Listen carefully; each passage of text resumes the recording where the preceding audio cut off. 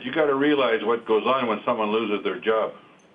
And in fact, when President-elect Trump said 1,100 people would have their jobs saved out of the 1,400 in the facility, a lot of people went home that day thinking that they had a job and they'd have some security, only to find out when Chuck Jones, the local union president, went to investigate more, that it was actually 730 jobs that were going to be saved. And it was incumbent upon Chuck to clear it and correct the record, because these families went from being obviously very excited and enthusiastic to being slammed back down to the ground and wanted some real answers.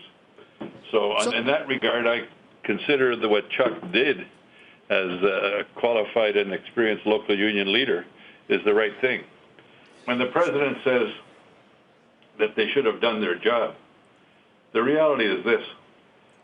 Carrier said it to people's face. They called them into a warehouse and said to their face, "We're moving these jobs to Mexico. Nothing personal. You make a high-quality, good product, but we can go to Mexico for a total of $6 an hour." We went to and the local union went to the carrier company and said, "What could we do that would make you stay?" And they said, "Work for $5 an hour." Now, I mean, that's how ridiculous that is. Now, we're thankful, and we've said that. I've said it publicly in a letter to the president. Our local union has said it.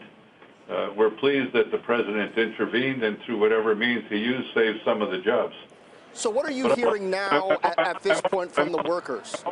I'm also a bit disappointed that the person who's going to have the most important job on the planet would choose to criticize a local union leader who was only doing his job of clarifying the message to his members.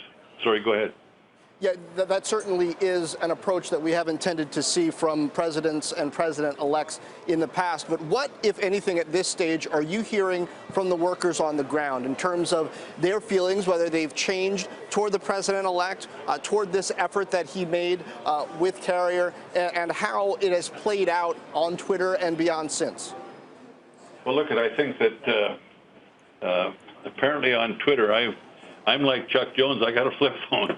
So I don't get to trail that stuff, but what I understand is that there's literally tens of thousands of tweeters and Facebook stuff that are saying that they're with Chuck and being very positive and constructive because they know that Chuck was just doing his job.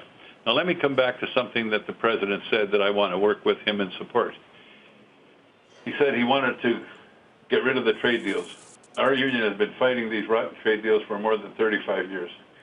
We're willing to work with the president to replace and repair trade deals with NAFTA, CAFTA, PNTR, Korea. We want to work with him. He said he wants to repair and replace or replace and repair those trade deals. We want to work with them. He said any company, now this is very important, and it's important to Rexnord, and it's important to Boeing, and it's important to others.